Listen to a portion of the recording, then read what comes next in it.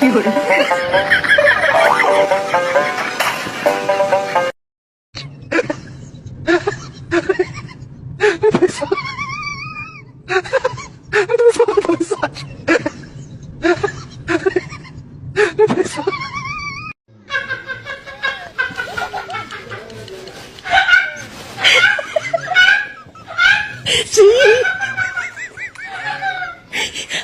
cerita apa cicit-cicit?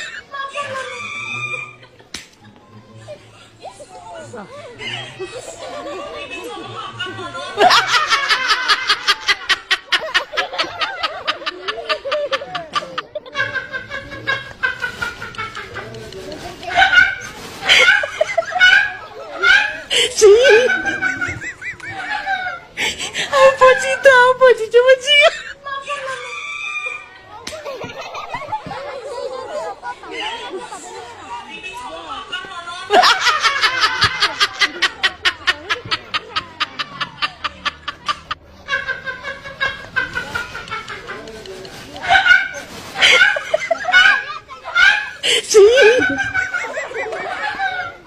Apa cerita apa cicit-cicit?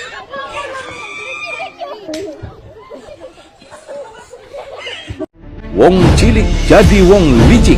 Penulis Dairi Sudarman adalah pemerhati politik dan kebangsaan. Itu atmosfer kekecewaan dan kekesalan yang dirasakan oleh setiap warga bangsa, meski sebagian tak peduli atau dianggap buta politik, karena sesungguhnya tak diperdulikan dan dibutakan oleh rejim licik negara itu, termasuk khususnya bagi seluruh kader loyalis PDIP terhadap Jokowi sekarang. Ada gium keterwakilan sebagai Jenderal Wong Cilik yang dahulu sempat sangat dibanggakan, sudah tak pantas lagi disematkan kepada Jokowi. Publik sesungguhnya sudah keliru dan kecele atas citra gorong-gorong semenjak dari awalnya. Keaslian Jokowi sesungguhnya lebih banyak menyimpan kromosom DNA kelicikan, membuat dirinya mudah berubah dan berulang.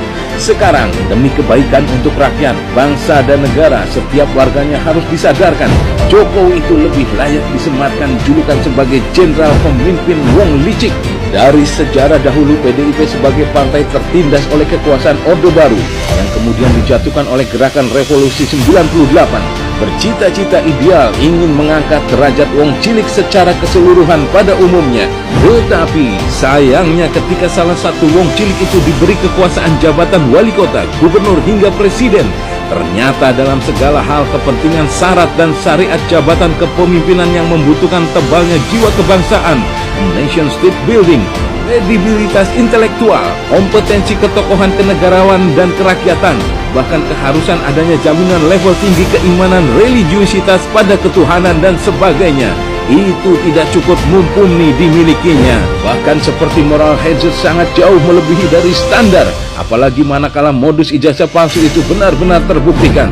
Maka artikulasi Wong Cilik itu pada dasarnya secara harfiahnya adalah orang miskin secara material dan moral, bodoh secara intelektual, dan tak berkompeten dalam ilmu meritokrasi, demokrasi, dan birokrasi, serta dengan aras profesionalisme kenegaraannya. Saat diberi kekuasaan jabatan tertinggi pemimpin negeri itu adalah malah berulah dan berpola sudah menunjukkan tindakan kepalsuan dan kebohongan publik, padahal sudah disumpah di bawah Al-Quran.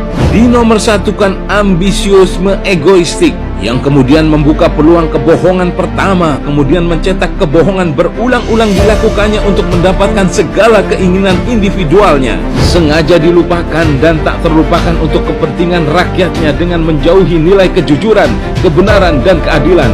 Segala tindakan non-etika dan nirmoral melawan Tuhannya karena kebenaran dan keniscayaan politik kerakyatan, kebangsaan, dan kenegaraan yang tengah diemban di pundaknya itu di Republik ini adalah Vox Populi Vox Dei, yang selama 1 dekade kemudian itu terbuktikan setelah pencapaian kekuasaan individual terpuaskan dengan kecenderungan munculnya kepemimpinan otoriter.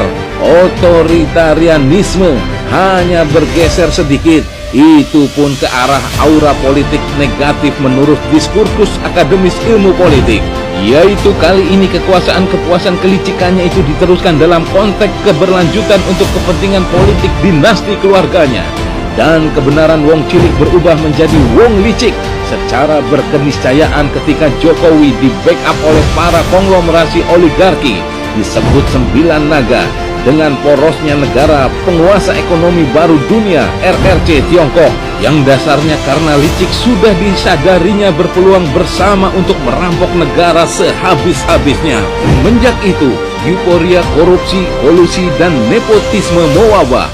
Trilogi iblis demi melanggengkan ideologi tahta, wanita, dan harta melanda, membanjuri, dan membanjiri seluruh para elit politik, suprastruktur lembaga tinggi negara, dari DPR, MA, MK, KPK, BPK, bahkan TNI dan Polri.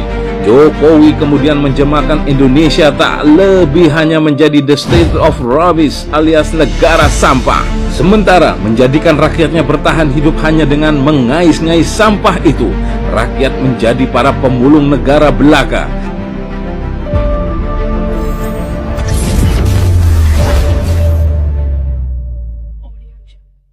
Sebentar lagi kita akan melihat pesta.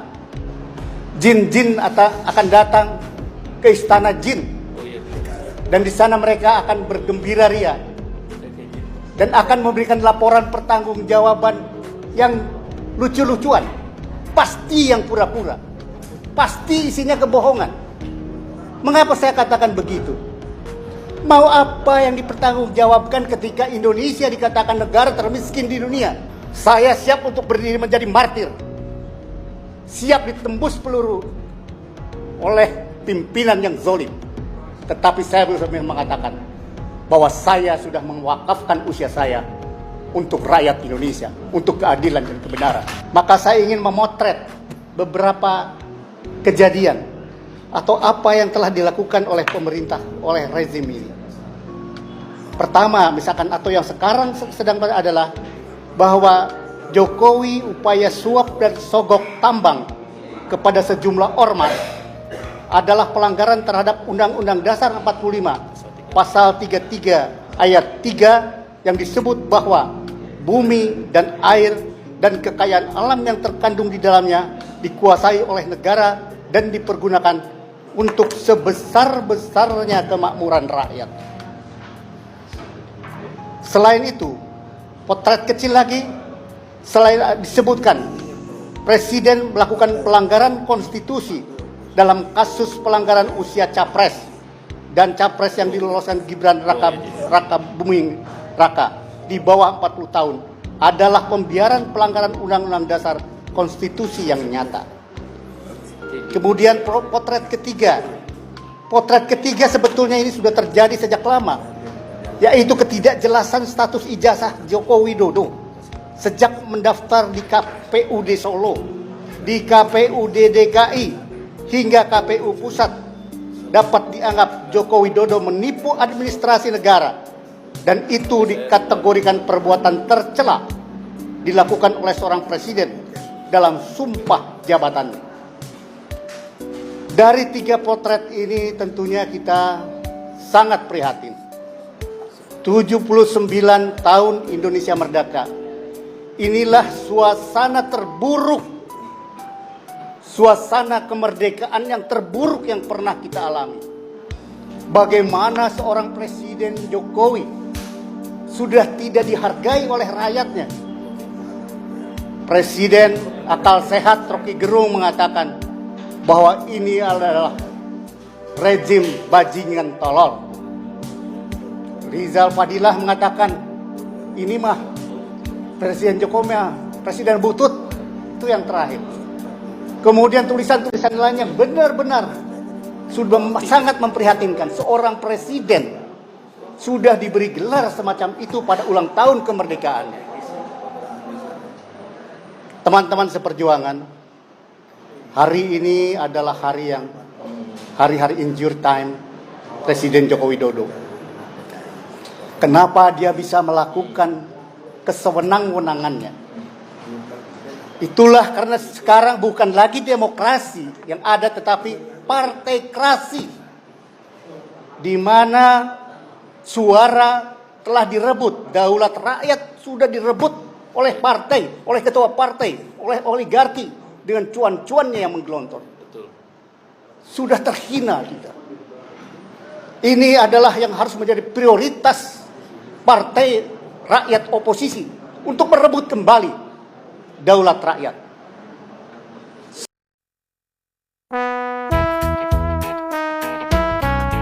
Kamu pembohong,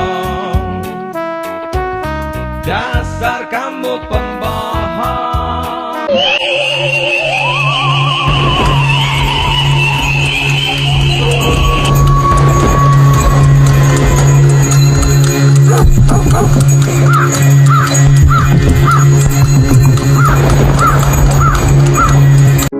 Tirani berdiri dengan wajah palsu seorang pahlawan, menyamar sebagai penyelamat bagi yang tak berdaya. Padahal dialah dalang di balik segala kehancuran, sang pemecah belah, penyebar kebencian.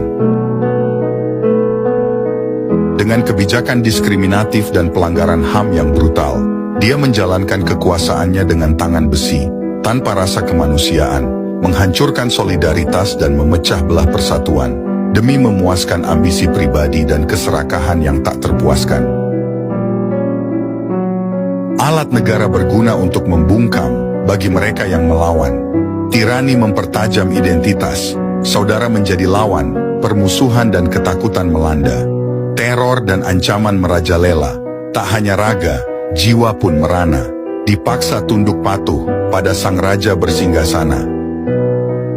Di manakah kehangatan keragaman saat kebencian menguasai jiwa? Kita sadar bahwa harapan tak akan pudar.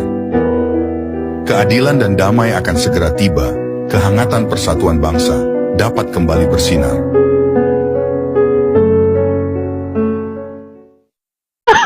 Telah datang dari Korea beberapa bulan yang lalu 30 investor. Dari Jepang kurang lebih 40 investor. Dan dari Singapura. Mentang-mentang diangkat jadi pimpinan, langsung aja bikin peraturan baru, ganti peraturan lama. Semua orang mesti hormat, semua orang mesti ngikutin kemauan lo. Nggak model kayak gitu gue, bikin susah orang aja lo. The selfie has changed the world.